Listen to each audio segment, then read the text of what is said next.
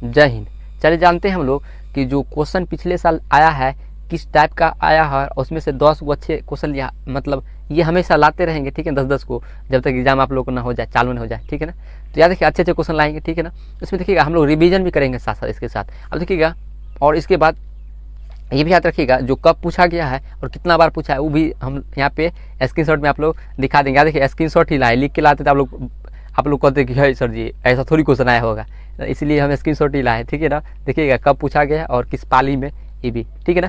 चलिए चलते, सबसे पहला क्वेश्चन देखिएगा कि पूछा गया है कि आयोडीन जो होते हैं नमक, आखिर उसमें क्या क्या होते हैं, किससे मिल के बने होते हैं। ऑप्शन ए देखिएगा इसमें दिया हुआ है जो NaCl KiO3 प्लस में दिया हुआ। दूसरा ऑप्शन देखिएगा इसमें दिया हुआ है कि NaCl और पोटेशियम आयोडाइड मतलब Ki, ठीक है ना। आप देखिएगा सी में दिया हुआ A एंड B मतलब दोनों हो सकते हैं क्या।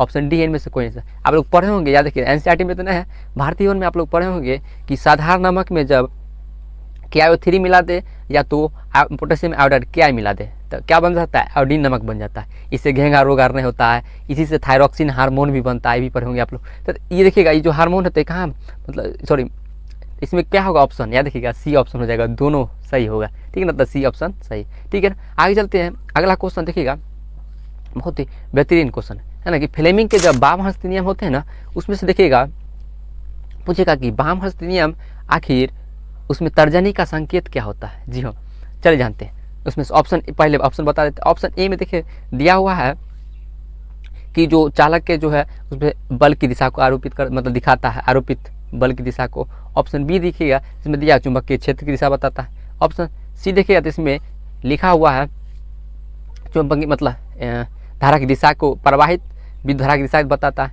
ऑप्शन सी है इनमें से कोई नहीं, ठीक है। अब देखिएगा आप लोग जानते हैं कि फ्लेमिंग के वाम हस्त नियम के अनुसार बताया गया था कि आप बाएं हाथ को इस तरफ खोलिए कि मध्यमा, अंगूठा, तर्जनी तीनों क्या हो, लंबवत हो एक दूसरे के, ठीक है ना। और उसके बाद देखिएगा तो अंगूठा क्या बताता था, बल की दिशा, और तर्जनी याद रखिएगा क्या बताता है, चुंबकीय क्षेत्र की दिशा, और मध्यमा आप लोग पढ़े होंगे, ठीक है ना, कि विद्युत धारा की दिशा बताता है। इसी तरह सेम इसी तरह तो इसका आंसर क्या हो जाएगा, चुंबकीय क्षेत्र की दिशा, तर्जनी का पूछा है, अंगूठा का पूछता तो बल की हो जाता, और अगर मध्यमा का पूछता तो विद्युत धारा। हाँ, इसी तरह अगर दायां वाला पूछते, अगला थोड़ी एक ही जरूरी थोड़ी यही आएगा, तो अगला अगर दायां पूछेगा फ्लेमिंग के दायां दक्षिण हस्त नियम क्या बताता था, याद रखिएगा ये गति की दिशा बताता है, ठीक है ना।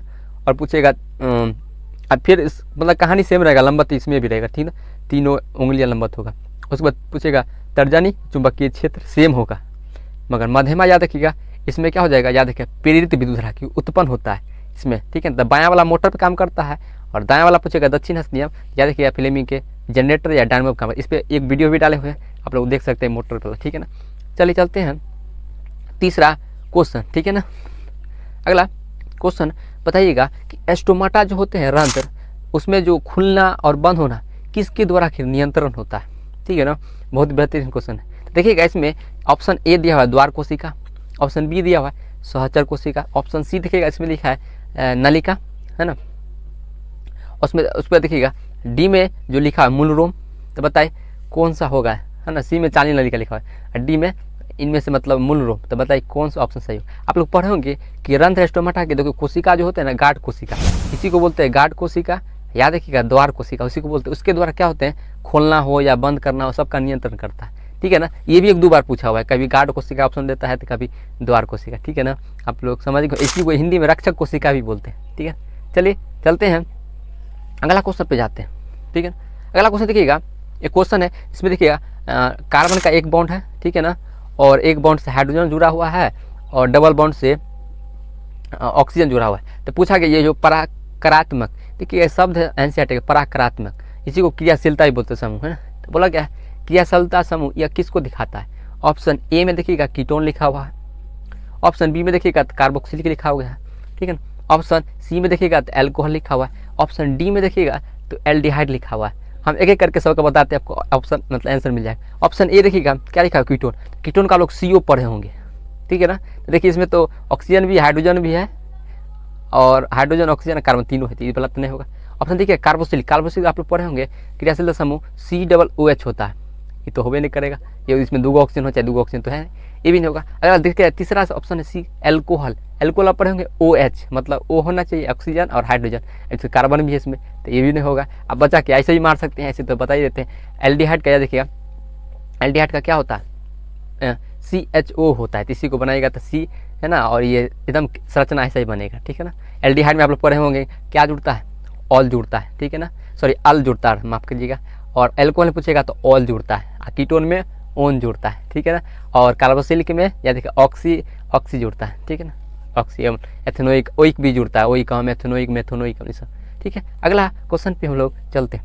अगला देखिएगा, अगला बेहतरीन क्वेश्चन पूछा गया कि हाइड्रा, जो हाइड्रा होते हैं उसमें जनन की प्रक्रिया मतलब कैसे होता है, किस तरह से होता है। या देखिए तो ऑप्शन ए में दिया हुआ कायिक प्रवर्धन, ऑप्शन बी दिया हुआ है, ऑप्शन ए हो गया कायिक प्रवर्धन, ठीक है ना। और दूसरा हो गया आप लोग को ऑप्शन देख लीजिए है ना, क्या क्या दिया, ठीक है ना। और इसमें से बताइए कौन सा सर। देखिए हाइड्रा में, या देखिए हम इसके पूरा बताइए देते हैं। हाइड्रा में देखिएगा कि हाइड्रा में बता देते हैं, हाइड्रा में 2 प्रक्रिया द्वारा प्रजनन होते हैं, पहला मुकुलन विधि द्वारा और दूसरा देखिएगा मुकुलन विधि द्वारा, और दूसरा देखिएगा पुनर्जनन या पुनरुद्भवन या रीजनरेशन द्वारा क्या होते हैं उसमें मतलब होते हैं, ठीक है ना। तो ऑप्शन आप लोग देख लिए होंगे, ठीक है ना। इसमें क्या हो जाएगा, मुकुलन विधि द्वारा होता है, ठीक है। इसमें ऑप्शन क्या होगा, खंडन विखंडन तो होगा नहीं, है ना। और कायिक प्रवर्धन में तो आप लोग जानवे करते होंगे, इसमें तना पत्ता जड़ से होता है तो होता है, जैसे बराई फिल्म हो गया, आलवर हो गया, ये सब हो गया, ठीक है। तो मुकुलन विधि हो जाएगा। एक देखिएगा पुनरुद्भवन पे क्वेश्चन आया हुआ है, एक दो को देख लीजिए, हम लोग स्क्रीनशॉट लगा दे रहे हैं, ठीक है ना। आगे चलते हैं इस पे, तो आंसर क्या हो जाएगा इसका, मुकुलन हो जाएगा, ठीक है ना। बीजाणु समासंग भी ऑप्शन है, तो इसमें से देखिएगा बीजाणु समासंग जो ऑप्शन है ना, याद देखिएगा इसमें सबसे फेमस है राइजोपस। राइजोपस में पूछेगा तो याद रखिएगा राइजोपस में क्या होता है, बीजाणु समासंग होता है, ठीक है ना। चलिए चलते हैं अगला क्वेश्चन पे जानते हैं, ठीक है ना। अब अगला क्वेश्चन देखिएगा जो भौतिकी के है, बहुत अच्छा क्वेश्चन है कि उसमें देखिएगा पूछा क्या है कि गोलीय दर्पण के जो परावर्तन पृष्ठ होते हैं ना, सीमा रेखा जो होता है उसका जो उसको व्यास को क्या कहते हैं, तो याद रखिएगा उसे, याद रखिएगा ऑप्शन में ए है मुख्य फोकस कहते हैं, वक्रता त्रिज्या कहते हैं, या गोलीय दर्पण का द्वारक कहते हैं, इनमें से कोई, तो याद रखिएगा द्वारक का परिभाषा एपर्चर, ठीक है ना। याद रखिएगा गोलीय दर्पण के जो व्यास होते हैं ना, जो आकार ऐसे वृत्ताकार व्यास परावर्तक सतह का या परावर्तक सतह, तो याद रखिएगा वो क्या कहलाता है, द्वारक कहलाता है। एक क्वेश्चन और भी आ सकता है द्वारक से पूछे, हमेशा याद रखिएगा द्वारक जो होता है ना, हमेशा वक्रता त्रिज्या से बहुत ही छोटा होता है, ठीक है ना। ये भी थोड़ा याद रखिएगा पॉइंट। चलिए चलते हैं अगला। अब अगला देखिएगा, अगला बेहतरीन क्वेश्चन है ना, ये भी अच्छा क्वेश्चन है, ठीक है। चलिए चलते हैं, देखिएगा जो पूछेगा इनमें से किसमें जो हृदय की धड़कन होते हैं ना काफ़ी तेज होता है, इनमें से ऑप्शन दिया है। तो ऑप्शन देखिए, ऑप्शन है वेल है, ठीक है, चूहा है, हाथी है, आदमी है, ठीक है ना। आप देखिएगा पिछला साल पूछा हुआ है, आपको मजाक नहीं कीजिएगा, है ना। देखिएगा एक ट्रिक बता, मतलब एक कंसेप्ट है, जानिएगा, याद रखिएगा कि जितना बड़ा शरीर होगा ना, उसका हृदय का धड़कन का जो गति होते हैं ना कम होते हैं। समझ में क्या बोलती सर, मजे आ गया। याद रखिएगा एक कॉन्सेप्ट है कि जिसका आकार ज़्यादा उसका हृदय की धड़कन का क्या होगा, जो गति होगा कम होगा, तेज कम होगा, और जिसका आकार छोटा होगा उसका तेज ज़्यादा होगा। बताइए सबसे छोटा इसमें कौन है, चूहा, तो चूहा आंसर हो जाएगा, ठीक है ना। चलिए चलते हैं आगे, चलते हैं अगला क्वेश्चन आप लोग चलते हैं। अगला क्वेश्चन देखिएगा कि प्रतिरोध किस किस पे चालक के तार पे मतलब निर्भर नहीं करता। ऑप्शन ए देखिएगा क्या चालक के लंबाई पे, ऑप्शन बी है अनुप्रस्थ काट के क्षेत्रफल पे चालक के, ऑप्शन सी है चालक के तापमान पे, ऑप्शन डी है, याद रखिएगा इसमें से चालक के विद्युत धारा पे निर्भर, चालक के विद्युत धारा पे, याद रखिएगा चालक के विद्युत धारा पे निर्भर नहीं करते हैं। आप लोग पढ़े होंगे सूत्र R बराबर रो इंटू L बाई ए, याद रखिएगा लंबाई पे करता है, याद रखिएगा अनुप्रस्थ काट क्षेत्रफल पे करता है, और तापमान पे भी करता है। एक और पढ़ेंगे पदार्थ की प्रकृति पर भी करता है, ठीक है ना, प्रतिरोध, याद रखिएगा, मगर विद्युत धारा पे नहीं करता। अगला देखिएगा, अगला क्वेश्चन है कि इनमें से कौन सा है जो अंतःस्रावी ग्रंथि और बाह्यस्रावी ग्रंथि के जैसा कार्य नहीं करता। ऑप्शन ए देखिएगा अग्नाशय है, आप लोग तो अग्नाशय पढ़े होंगे, पहले ऑप्शन बताते हैं अग्नाशय है, ऑप्शन बी देखिएगा अग्नाशय, अब बी है पीयूष ग्रंथि, पिट्यूटरी जिसको बोलते हैं ना, ऑप्शन सी है, याद रखिएगा अंडाशय, ऑप्शन डी है वीर्यसन। अब देखिएगा अग्नाशय ग्रंथि से हार्मोन निकलते हैं, जैसे इंसुलिन हो गया उसके बाद ग्लूकागोन हो गया, उसके बाद देखिएगा एंजाइम भी निकलते, ट्रिप्सिन, लाइपेज, ये सब, और ट्रिप्सिन हो गया, लाइपेज हो गया, ठीक है ना, एमाइलेज हो गया, ये सब एंजाइम भी निकलता है। तो इसका मतलब ये अंतःबाह्य दोनों तरह कार्य करता है। पीयूष ग्रंथि देखिएगा सिर्फ हार्मोन निकलता है, चाहे हो गया वृद्धि हार्मोन, चाहे प्रोलैक्टिन, ऑक्सीटोसिन, ठीक है ना, ये सब जितने वैसोपिरिन हार्मोन, ये सब जितना भी निकलता है सब हार्मोन ही निकलता है, मतलब ये सिर्फ अंतःस्राव की तरह कार्य करता है। इसका आंसर यही होगा, ठीक है। मगर अगला ही बता देते हैं, देखिए अंडाशय, अंडाशय देखिएगा अंडाशय से हार्मोन भी निकलता है, एस्ट्रोजन हो गया, प्रोजेस्टेरोन हो गया, जो महिला में पाए जाते हैं। और देखिएगा इसमें इससे या देखिए अंडाणु भी शराब होते हैं पाइप के माध्यम से, मतलब बाहर की तरह अंतर के दोनों की तरह कार्य कर रहा है ऑप्शन। और उसके बाद देखिए अगला विरसन, विरसन देखिएगा जो पुरुषों में पाए जाते हैं, देखिएगा ये शुक्राणु भी निर्माण करता है। और उसके बाद अलावा देखिएगा इससे हार्मोन भी निकलता है, एंड्रोजन हार्मोन, इसी को टेस्टोस्टेरोन हार्मोन भी कहते हैं, जिससे दाढ़ी मूछा रहता है ना पुरुषों में। तो ये भी क्या कहता है, अंतःबाह्य की तरह कार्य करता है। ऑप्शन पीयूष याद रखिएगा एक अंतःस्रावी ग्रंथि, ये याद रखिए उसके जैसे कार्य नहीं करता, ठीक है। एक क्वेश्चन याद रखिएगा कि देखिएगा कि जब जिंक को कॉपर सल्फेट के विलयन में डाला जाता है तो जिंक सल्फेट और कॉपर बनाता है। ये पूछा गया कौन सा अभिक्रिया, ऑप्शन ए है क्या वियोजन मतलब क्या संयोजन अभिक्रिया है, ऑप्शन बी है क्या विस्थापन अभिक्रिया है, ऑप्शन सी है क्या द्विविस्थापन है, और ऑप्शन इनमें से डी है क्या मतलब क्या हो गया ऑप्शन में।